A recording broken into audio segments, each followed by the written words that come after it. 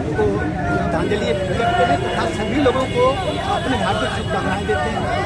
बाबा साहब उस समय थे जब देश में अंग्रेजों का राज्य था और 565 रियासतें भी यहाँ पर थी और उस समय की परिस्थितियाँ कुछ भिन्न थी, लेकिन आज की परिस्थितियाँ हैं। बाबा साहब के जो उपदेश है उनको हम लोग किस प्रकार से अंगीकार करते हैं, किस प्रकार से उससे देश में हमारे लोगों का भला हो रहा है, इस पर भी अब इनके राजनीतिक, सामाजिक तथा आर्थिक जो नीतियां हैं, जो उनके देश हैं, उस पर भी विचार करने की आवश्यकता है और हम उसको अडॉप्ट करके कितना आगे इस पर भी हमें सोचने की आवश्यकता है।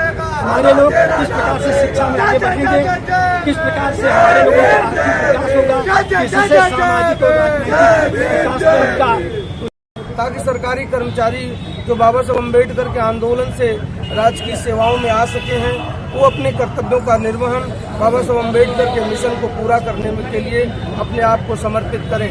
साथियों, 13 अप्रैल को बाबा साहब अम्बेडकर के इस पावन प्रांगण में बच्चों को कैसे हम जोड़ सकें, बाबा क्या बताते? मेरा नाम बुद्ध मित्र मुसाफिर, राष्ट्रीय अध्यक्ष अखिल भारतीय अनुसूचित जाति जनजाति कर्मचारी कल्याण एसोसिएशन में। आज यहाँ कार्यक्रम चल रहा है, इसको क्या करना चाहेंगे? आज पूरी दुनिया को मालूम है कि भारतवर्ष ही नहीं पूरे विश्व में बोधिसत्व बाबा साहब भीमराव अम्बेडकर की जयंती समारोह का आयोजन किया जा रहा है। उसी के क्रम में आज डॉक्टर अम्बेडकर स्मारक कचहरी वाराणसी पर बाबा साहब अम्बेडकर की जयंती का समारोह का आयोजन हुआ है।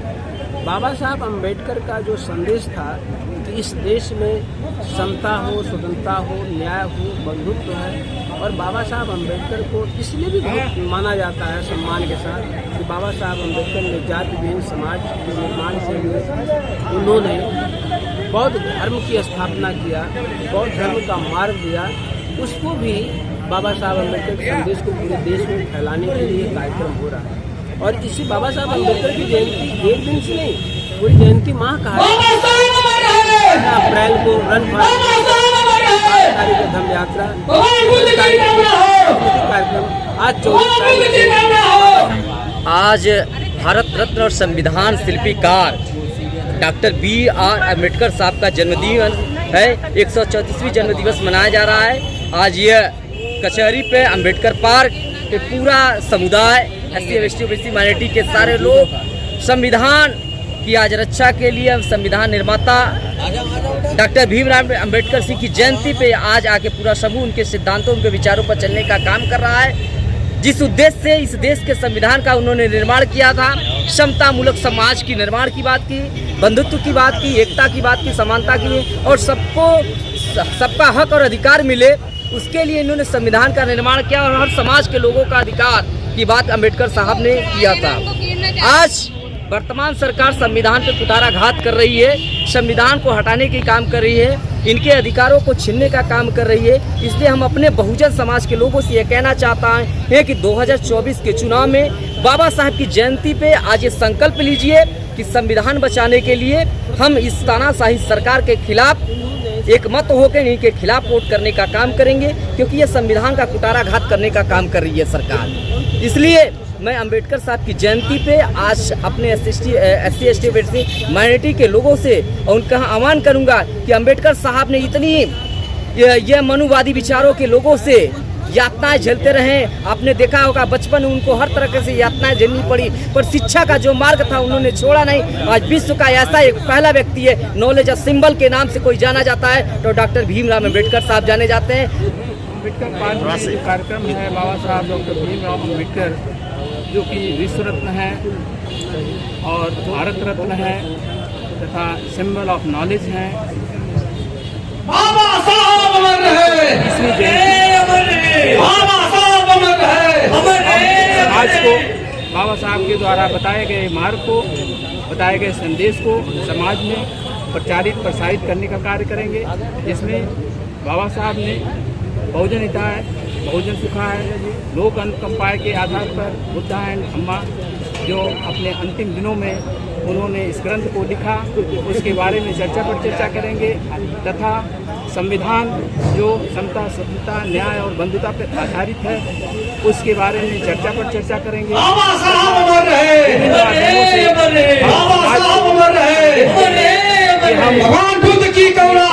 द्वारा दी गई माननीय टीराम साहब जो हमारे प्रतिनिधि हैं, समाज के प्रतिनिधि हैं, आप विधान सभा में हमारा प्रतिनिधित्व करते हैं और प्रत्येक वर्ष माननीय टीराम साहब बाबा साहब अम्बेडकर की जयंती हो, परिनिर्वाण दिवस हो, इन दिवसों पर आकर के बाबा साहब अम्बेडकर को श्रद्धा सुमन अर्पित करते हैं।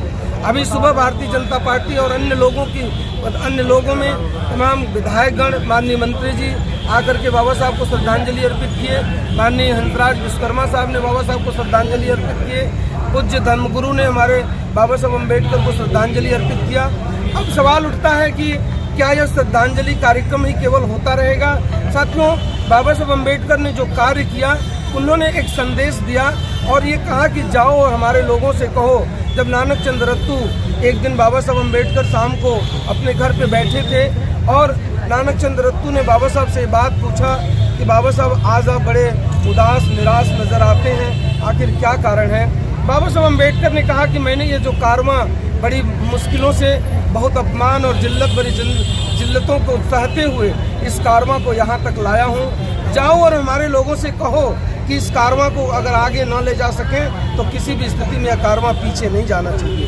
बाबा साहब अम्बेडकर के उसी कारवां को आगे ले जाने के लिए हमारे बीच माननीय विधायक जी हैं, हमारे बीच हमारे सरकारी अधिकारी और कर्मचारी हैं, समाज सेवी लोग हैं, एडवोकेट लोग हैं, छात्र लोग हैं, मजदूर लोग हैं, किसान लोग हैं। ये सभी लोग मिल करके बाबा साहब अम्बेडकर ने जिस समता, स्वतंत्रता, न्याय और बंधुत्व की स्थापना भारत में करना चाहते थे, उस स्थापना के लिए, उस भारतीय संविधान को 100% लागू कराने के लिए आज हम सब लोग कृत संकल्पित होंगे।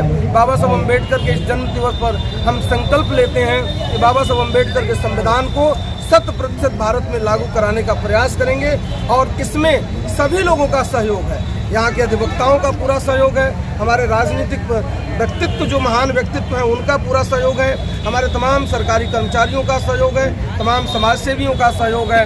हम इसे पूरा करने के लिए बाबा साहब अम्बेडकर की जयंती के अवसर पर संकल्प व्यक्त करते हैं। यही कार्य के लिए आज हम लोग यहाँ अरुण जी